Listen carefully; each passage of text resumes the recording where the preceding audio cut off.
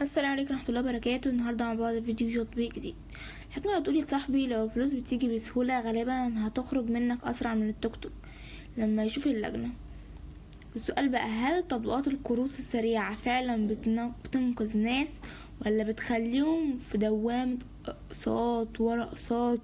النهاردة هنتكلم عن تطبيق قرض فوري، واللي الناس شايفة طوق النجاة وناس تانية شايفة بداية للمشاكل.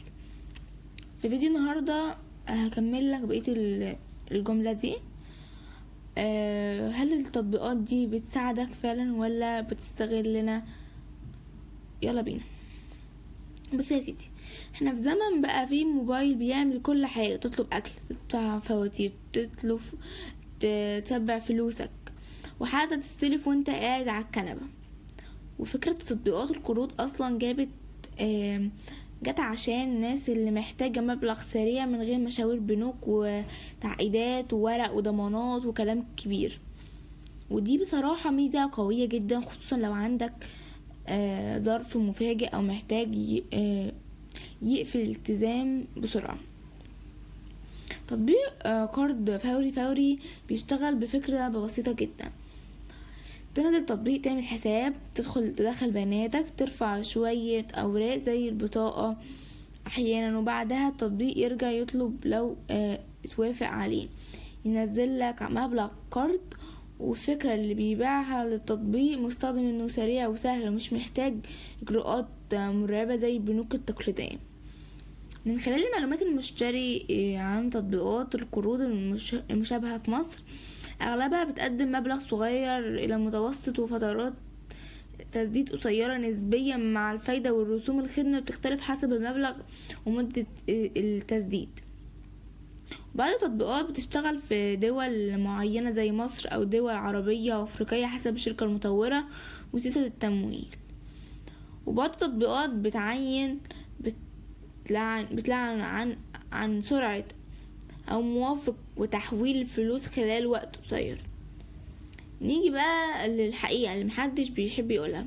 التطبيقات المجانية عمرها ما كانت مجانية فعلا. انت مش بتدفع اشتراك بس، التطبيق بيكسب من فوائد رسوم تأخير، فوائد خدمة، رسوم خدمة، واحيانا من تحليل البيانات والسلوك المستخدمين عشان يعرفوا مين يقدر يستلف اكتر ومين ممكن يسدد اسرع.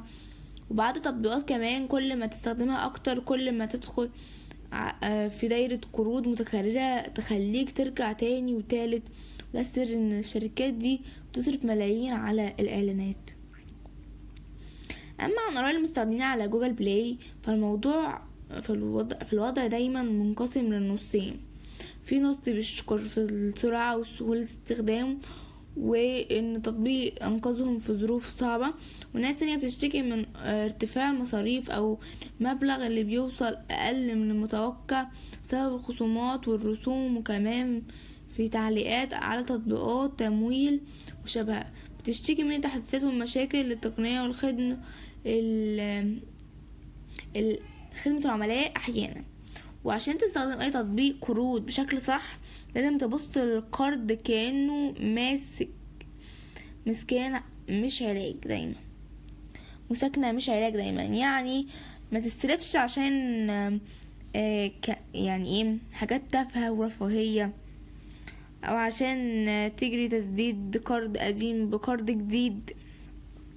لازم قبل ما توافق تحسب انت هترجع كام بالظبط، ومدة الازداد قد ايه، وهل مرتبك او دخلك يسمح لك فعلا او لا.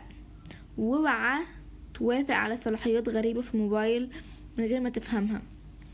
ولو ده على بدايل، في ناس بتفضل تطبيقات وشركات تمويل معروفة اكتر زي تمويلك فوري، لانه تابع شركة معروفة وليها وجود حقيقي وخدمة واضحة نسبيا داخل مصر. بعض الناس اصلا بيفضلوا جمعيات او تمويل بنكي لو مبلغ كبير عشان الفايدة تكون واضحة وقانونية اقوى. ودلوقتي نرجع للسؤال ده، نبيل، فيديو تطبيقات القروض بتنقذ الناس ولا بتستغلهم؟ الإجابة بصراحة الاتنين. لو استخدمتها بعقل وفي ظرف حقيقي ممكن تساعدك جدا، لكن لو داخل فيها من باب السهولة والإغراء ممكن تتحول للعبة تخنقك آخر الشهر وأول الشهر. التطبيق نفسه مش ملاك ولا شيطان، طريقة اللي بتستخدمه واللي بيستخدمه هو اللي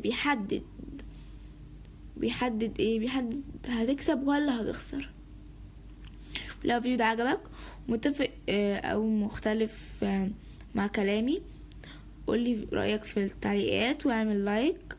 وهل جربت تطبيقات قروض دي قبل كده ولا لأ، ومفيدة ولا ورطتك؟